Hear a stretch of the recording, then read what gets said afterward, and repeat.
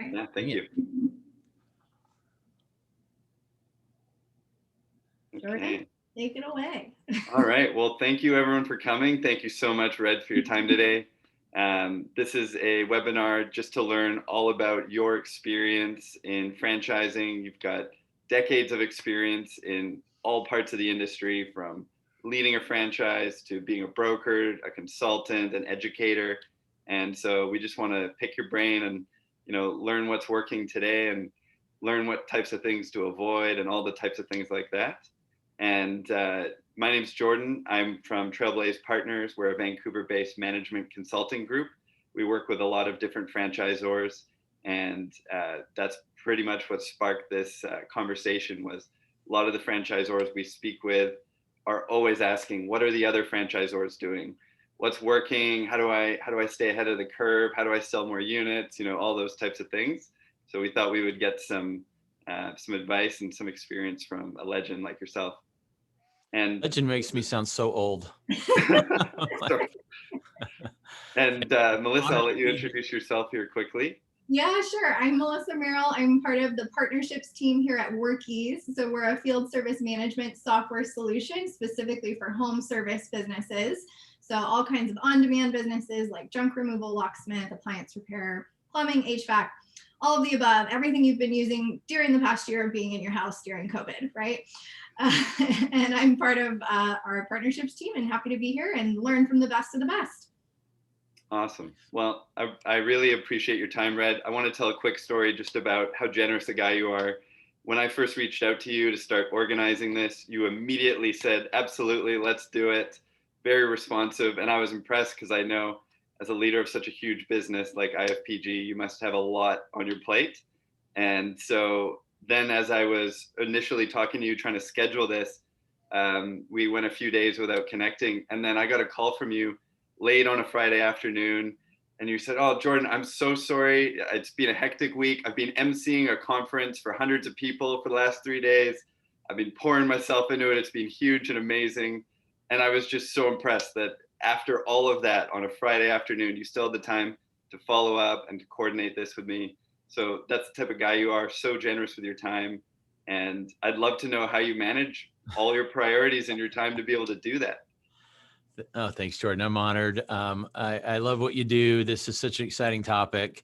I actually had another podcast this morning that I got interviewed, and I called the guy Jordan like 3 times before he was like, my name's Jonathan. I'm like, what? Like, you don't look like Jordan at all. So time management, is that the question? Yeah. Right, how to prioritize. So check it out. So we talked a little bit a couple weeks ago, and you said, well, you gave me some ideas of what we want to talk about. And there was kind of 4 things in the promo for this. There was 4 things. So I actually did a little planning for once beforehand, and the theme is 7. So I get you 7 quickies. We only got 30 minutes. We don't have 30 hours, which this topic could easily fill. So the time management for tips for busy leaders is what you called it. I like this topic because each year I have a theme, a 1-word theme for my year. You got all the priorities and the goals, et cetera, but I try to have a 1-word theme. And this is my top priority for the year. And this year, my 1 word is time. So this is appropriate to address. I've got my oldest son is moving out in like 3 months. So I'm maximizing the time every day with him. And it's especially appropriate. Number 1, take care of yourself. Nothing happens. You can't help others if you don't, help yourself first. Number 2, set and focus on your top priorities. What are your top priorities? Really understand yourself. Know thyself would be a tattoo if I had one. It would just be understand your strengths, your weaknesses, and what matters, and focus on what matters, and stop letting all this garbage get in your way. Next, kind of extension of that is say no a lot. I say no a lot. I didn't say no to this because I love this topic and I love sharing about the cool things happening in franchising, but say no a lot. Number 4, delegate your weaknesses. Again, prioritize priorities and delegate what you're not best at. And heck, I'll throw on not what you're not best at, but what you don't like. There's stuff I'm good at, but I sure don't like doing it. And if I can delegate it, I'm going to delegate it. Number 5, evaluate your habits, your routines. One of my favorite books is Atomic Habits, and it just talks about everything we do is a routine to some extent. Evaluate them, and that will change your life. Really, really obsess with what matters. Number 6, structure your work environment. I mean, you're doing it all day. You're working more than anything. I mean, like one of my work environment, I have a foot massager under my freaking desk. Maybe it's an old man thing, but I love it. I get the foot massager going on all the time. I wear them out every year. So just structure your work environment for fun. I'm cranking music. If I'm not on the phone or a podcast, I get music all the time. So life's too short. Enjoy it. And lastly, under time management, hire the very best. If you got the best, again, life is short. You want to work with the best. You want to delegate to the best. It makes your life so much more productive and so much more enjoyable. Wow, that is an amazing list. I'm going to definitely write that one down and look at it later on. Thank you for sharing that and for doing the prep. That's huge. So when you talk about hiring the best, where do you find the best people? I'm a connector. Naturally, I love connecting people and getting to know people. And so LinkedIn has been a huge, I just love it. It's part of what I do, structuring that work environment. I'm good at it. I love it. I enjoy it. And so I get to see these people, and you start attracting like-minded people. You start seeing what they're comment about.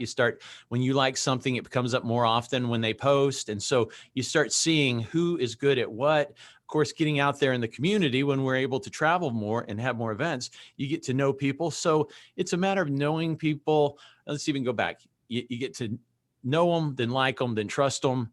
That's in any consulting and advisory roles, sales roles for that matter. But the same thing when hiring somebody, if at all possible, I would really love to know, and trust them before I even hire them. And so if I don't have that level of relationship with them, then I probably know someone who does. So I talk to them a lot. Sure, you can interview them, and if they're really good communicator, AKA salesperson, they're going to know you. But if you know somebody that knows them, it's they can't really fool you when you hear from others. So I do a lot of that. Ask about who's worked with them and talk to them about it. Yeah, that's really valuable. Thanks for sharing that. It's one of the top questions I get from the people I work with. Just where do you find good people? How do you do it? And you know what? I get that question all the time. Back when I started a business 20 years ago, I was in an industry where you just couldn't get good people. They left all the time. And, practically every industry, people say that. I didn't have that problem. And I kept wondering, why do I not have that problem that everybody else is having? And it just came down to a bunch of things. We touched on some, and one of your questions was developing a winning culture. So we can talk about that later, but it was just the whole package: respect, treating people well, paying them well, recruiting wisely. Even the job ad I had was all about our culture and who we are and who we're looking for and why you would want this job, speaking to the love language of the person I want to hire, rather than just bullet point, here's what we do. And it made a monster difference. My business way back in the day was scooping dog poop. Let's just be real. It really was scooping dog poop. And I'm not kidding. I would only put it on the internet. And this is like for 2006. This is even 2000. I'm advertising on the internet only. And I would get 200 people applying. Virtually every one of them had a 4-year bachelor's degree or greater to scoop dog poop, because the way I just built this beautiful idea of you can do what you want when you want and make as much. And so, I guess it goes back to a salesy mentality I have, but it don't speak to what you want, speak to what they want, and still be honest about it. Absolutely. Wow. Again, amazing advice you're sharing here. I'd love to hear you go deeper on the culture point. One, just how do you build a culture within a business, but how do you manage a culture across a franchise where you've got so many units, so many people, diffuse locations? How do you manage something that kind of big and spread out? Sure. And I know I'm talking fast and covering a lot. We got less than 30 minutes, so I'm trying to get in as much value as I can for you. Appreciate it. So developing that winning culture across a system, regardless of size. Number one, I had this in 12-inch letters across my entryway when I was a franchisor. The franchisees don't care how much we know until they know how much we care, right? You probably heard that before in a different rendition. They don't care how much you know, so they know how much you care. And that matter. I mean, when I'm hiring or firing or evaluating, care is my number one word. Do they care? Because if they care, they're going to work harder. If they care, they're going to be open to criticism and advice on getting better. If they care, they are going to improve. So care is the biggest word I use in evaluating anybody in my team. Number two, define your values and then live by them. So be authentic. You know, a lot of values are garbage on the wall with spider webs on it and nobody really reads it. But if you're constantly living them and they're legit and they make people smile and nod and go, yeah, that's who we are. Yeah. Oh yeah. Or that's who I want to be. I want to get in that group because that's really who I am, but I've not found an organization that speaks to me like that. So make them authentic. Constantly share examples of the culture. Like when you're hiring people, you give examples of here's who we are and here's why, and here's how, you know, John used it. And here's how Mary did this. This is who we are. Stories sell, facts tell. So those stories make a big difference in recruiting and in keeping and in infusing that culture. Another one would be, it's a team. They're not employees. They're part of your team. You're just a member of the team. So you're equal. You're not better. Sure, you're going to have to give some, tell them what to do sometimes, but do it in a respectful way and in a peer type of way. Here's what we need to do. Also delegating that once you've infused the culture, brought the right people in, and that culture is them, not just you, you don't have to worry so much about it. They are infusing the culture and they are infusing it, and it just gets broader and stronger and ultimately survives and thrives without you. When you're long gone, that culture is well beyond yourself. Couple more real quickies. Accountability, you know, get the right people in the right seat, constantly evaluating them. If they're not in the right seat, are they with the right organization?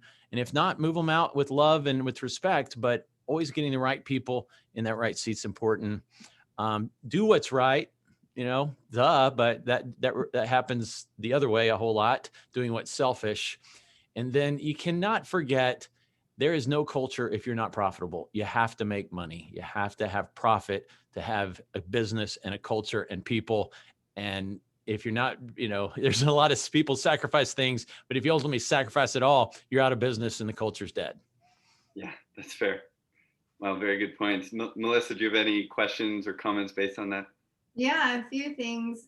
First of all, I'm really glad this is being recorded because you are just dropping all the rapid fire. Secondly, I love your red mic. So Red Boswell has a red mic. I love that. It's real. And third, you know, along those same lines, like not necessarily, oh, I love it. It's a foot massager too. Another thing, you know, I don't like shoes, man. I don't wear shoes much. So go for it. Right on. On that same note, you know, recruiting, hiring the right people, not really necessarily having a problem attracting the right talent because you were coming from that place of building the know, like, trust and storytelling, giving concrete examples, doing the character references, all of that good stuff. What are some, I guess, like during the past year, you know, obviously the world kind of got turned upside down over the past year, and it's even maybe harder to find the right talent just because of the unemployment rate and things are just so wonky right now. What are some mistakes that you see franchisors making again and again, just in their business, not even necessarily on the recruiting side?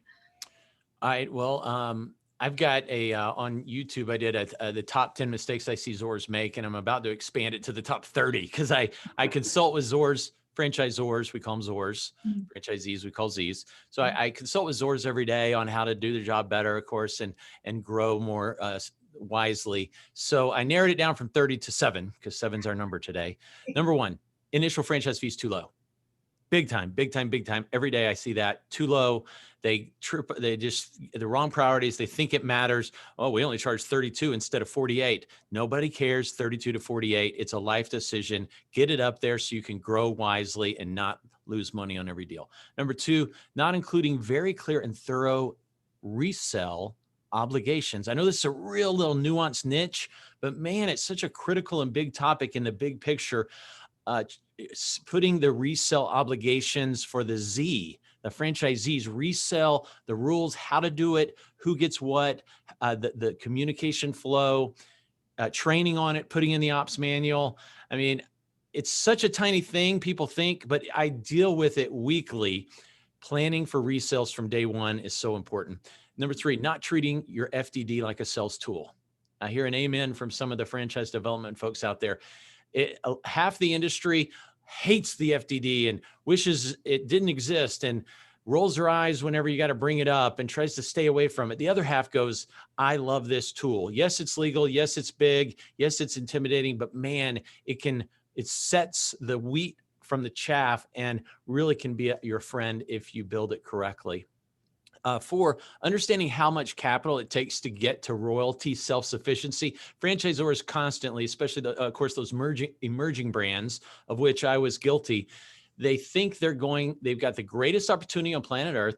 They don't have to invest much to sell $1 million. They are going to be the next president of the world because of this. And they just don't understand. It is a big girl game, a big boy game, very expensive. Lots of moving parts, lots of personnel needed, and that royalty self-sufficiency where the franchisor does not need to sell another franchise to survive can be a lot farther down the road than you ever expect. Lot to that one. I'll move on. The operations manuals and the systems that you've built. I see ZORs all the time, not keeping them up to date, not tracking the updates properly, not communicating the updates properly. There's a lot of technology you can use to manage that. And they're just, using some old Word document from 20 years ago. And it's really hurting their system in a lot of ways. Quickly, number 6, awarding anyone a franchise. They wave a check, you take their money. Lots of ZORs do that, and they justify it as, who am I to judge? It's your system, it's your culture. You're doing them a disservice. You're hurting your long-term viability of your brand by just awarding anyone a franchise. Lastly, not joining IFPG, baby, and not joining IFA. The industry companies that are out there supporting, building, training the industry. The IFA, of course, number 1, IFPG, a close second, is important to grow your business. Awesome.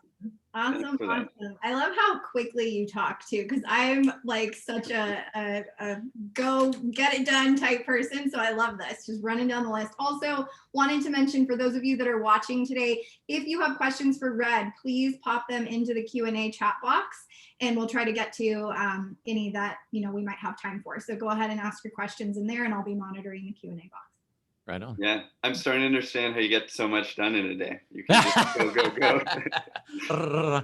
One of my rules for success is walk fast. I mean, just if you're gonna do something, do it. Let's go. Right on. What energizes you outside of franchising?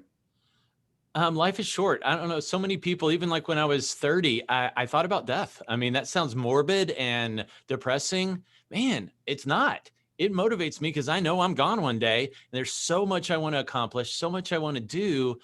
I stay up. It's odd to be a high I on the disc scale, and I'm an ID, but I'm a planner like crazy because I know every day's short and I see the age, I see the white hairs coming in, I see the red disappearing. And so I'm motivated by knowing life is short, knowing I want to accomplish so much and I want to impact so many people. And so it fuels me. Right on. And on that, you're obviously a visionary leader. What's an inspiring vision that's driving you right now over the next few years?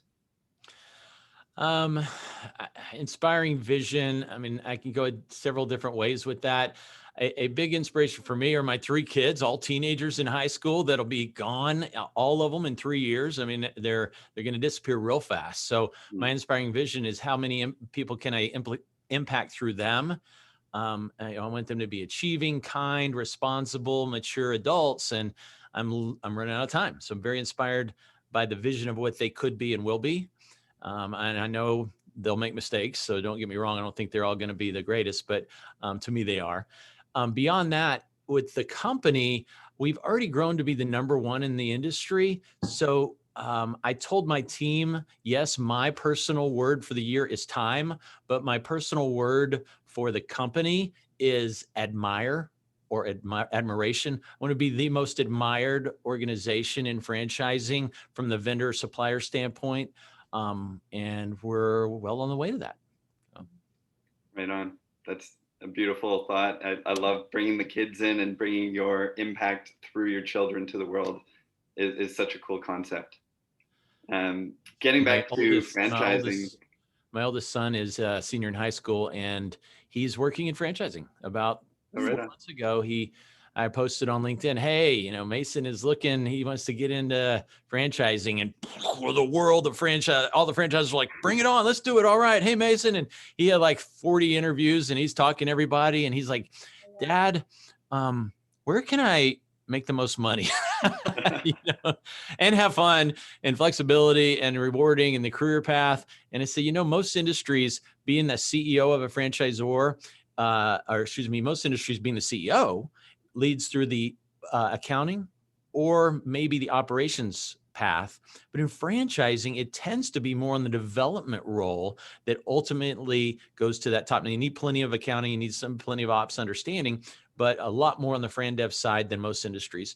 And so he's loving Fran Dev. He's supporting a couple franchisors with qualification calls and really learning from the ground up. So excited about where that leads. Yeah, what a good entry point. I just posted the other day about the impact franchising had on developing my career and introducing me to such a huge world of business and growth. And it's a really great place to start. Yeah. Amen. Really great people. Huge industry, $1 trillion industry, and yet a small world once you get into it. Totally. Yeah, and I just love the momentum you get, the community, all of that. It's hard to find that anywhere else. Very giving back, helping each other, competitors working hand in hand. It's neat to see for sure. Yeah. So on that note, what are some of the trends you're seeing in franchising in 2021, or where you see it going in the future? Some of these, so trends is the interesting word, because you might go, is that really a trend? It's always been the case. So there's some of that in here, just be warned. Yeah. Number one, positive validation. Validation has always been a absolute critical key to awarding any franchises. It is never more critical than today. The COVID concept, how did the franchisor respond? How did they support you? How did you do during COVID? Is going to be the number one question any buyer asks. So that's a trend that's stronger than ever. Next, again, pretty typical answer for any franchise veteran, unit level economics. Nothing happens until your franchisees are happy. What makes them happy? Making money. So get the unit level economics handled, and goes back to number one. When COVID hit, did the franchisor just go, I'm focusing on selling franchises? Or did they go, forget ever selling another franchise, dive deep, support my babies, take care of them, protect them, and let's make it happen as one cohesive family with twice a day calls. We are all hands on deck to make it happen. That will make a huge difference for anybody going forward. A trend even more so than ever is scalability. Now, franchising as a ZOR, yeah, your model is scalable, but on the Z level, can the Z scale it? It's a higher priority than ever before. The consultants hear about it. The Fran Dev people hear about it. More multi-unit deals, more if your model is not multi-unit friendly, but is scalable with additional zips or territories, contiguous, of course, or even different markets. Anything that will allow that Z to build an empire is more critical than ever. Semi-passive is real similar to that one. That is a hotter and hotter and hotter topic. You're always going to have a very significant amount of franchising be a job replacement, but even those people who are going full-time into the franchise, which is a good half of the industry, they get a job and they're full-time in it immediately. They ultimately want to be able to go semi-passive and perhaps one day passive. And if you don't have a plan for that, and I talk to exhorters almost every day, they say, we don't allow passive. Well, do you never, ever, ever seriously ever allow passive? That is questionable. I mean, there's certain situations I can understand it, but man, really evaluate how bad that's hurting your organization if indeed you will never allow even semi-passive. Couple, three more: extreme support, ongoing training, and communication. Never been more important. Lots of ways to communicate. Are you doing it? A ton. And then are you is your concept fresh, constantly evolving? And part of being fresh through that constant improvement is getting the Z's input. The bigger you get, the more the Z's know as much or more than you. They're on the front lines. Get them involved, get them in training, get them in validation more than ever, and get them optimizing your model since they're on the front lines now. And then lastly, something to consider from a trend standpoint. We're seeing more and more private equity, more and more of brands adding brands. And therefore, the franchisee likes that oftentimes because, again, they can scale beyond just, okay, I got 5 of these. I don't want to go outside my market. There's nothing else I can buy from this guy or, my Zor. Well, oh, no, they got 4 other brands. Sweet. So the idea that either a brand is acquiring more brands, or, which then helps the franchisee add those brands to their portfolio, or it helps the other franchisees cross-promote between the different brands, but the same client. So that's a really strong trend that is becoming a differentiator for selling franchises and for helping the franchisees be more successful. Absolutely. Yeah, I witnessed that with O2E brands, 1-800 Got Junk, Wow One Day Painting, that a lot of overlap, great referral base, and just a continuous dedication to building brands that address the same problems in the same ways. Yeah. Amen. Awesome. I've got a question for you. I lead a franchisor mastermind group, and one of the members, when I told him we were going to speak with you, a question that he said was, what is the secret sauce in franchise development that leads some emerging franchisors to take off? Well, there's no silver bullet secret sauce. It is kind of like, hey, what's the secret to building a house? It's like, there's like a million things to building a house. And so I guess if I had to say one thing, if you're in that analogy, building a house, and this may be stupid, it just came to me, but you're building a house and you got everything perfect in building that house, except that corner of that house over there. Instead of using a big old 8x8 timber to put up that corner, we use bamboo, but everything else is cool. Yeah, the house is going to fall down. Duh. So I see Zors, I see FranDev guys that they got this down, they got that down, but yeah, they haven't even thought through this. So whether it be the franchisor founder is trying to be the FranDev person also, or they join a consultant group, but then they don't take advantage of all the membership and all the relationship building, or they have gotten all these leads, but they have no auto drip to follow up with them, or they're not setting the stage for the next steps, or they hadn't even thought about registering in certain states, and yet they're talking to people. So I'm all over the place on this, like most things, but it's having your act together, knowing really franchise development inside and out, all the steps, the processes, the legal, the setting it right and wrong, how to go through a FDD properly and set expectations, getting the spouse on the call. I mean, again, all over the place, but there's not one, it's all of it. Because if you mess up even on one of 50 things, it's going to mean the difference between awarding 50 and awarding 5. Yeah. Great. So there's no secret sauce. You just have to eliminate your gaps, and you got to be for the bakers in the room. You got 20 ingredients in a cake or whatever you're making. You miss one ingredient, you got you got a toast, pancake. I don't know. You got dirt. So yeah, you got to have it all. Yeah. That's very good advice. And I think that's a key is getting your organization together and making sure it's running smoothly before you go for that hyper growth. Because once you get hyper growth, the problems will arise. Man, if everybody had the problem of hyper growth, it would be a whole different world. Yeah, it's like, oh yeah, curse me with hyper growth, okay? Yeah, it's even getting 5 franchises that most are worried about, and they can't figure out why and how, and they're just doing it. They just love their brand so much, they're blinded to what they don't know, and they just like, oh, I got the greatest brand. People are going to buy it, and it's like that's just a tiny bit of it. You can have a moderate brand and sell like wildfire if you're doing all these other things right. Mm-hmm. But if you have an insane, awesome brand, but are not doing some of these things right, it don't matter. You're not going to sell anything. Mm-hmm. I love what you said or about, anything. you know, the guys that come in that say they want to be president of the world, or the guys or gals that, you know, I want to be president of the world and it's all about me. And, you know, you really have to check your ego at the door from what I found. You've got to, you know, you've got to look at it objectively with that Hawkeye view. Okay, well, what are other people seeing? You know, take yourself out of it. Yeah. And I don't hear them say I want, I hear them say I am going to be. You know, it's like, is that high D, I'm the best. I know what's going on. And I'm just sitting there going, boy, you're blind to a lot of your weaknesses. Mm-hmm. Yeah. Wow. Hey, Well, hey, Melissa, do you have like a filter that makes your face like perfect? You know, like I'm not flirting, I promise, but it's like, I'm like, wow. You have No, like that.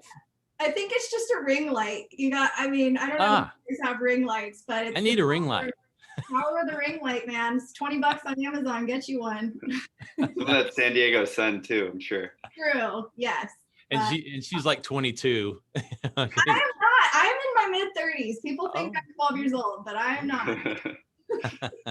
Awesome. Well, Red, I want to be aware of your time here. You've been so generous already. We're just over half an hour here. Did we have any questions coming in from participants, Melissa? I don't have any in the chat box. If anybody wants to pop in a last minute question, now would be your chance. But otherwise, thank you so much for all of these awesome knowledge bombs today, Red. Yeah, I'm gonna go right through this again after and write down notes. Is there anything else you wanna say to the group, or anything you want to promote? Well, bro, thanks.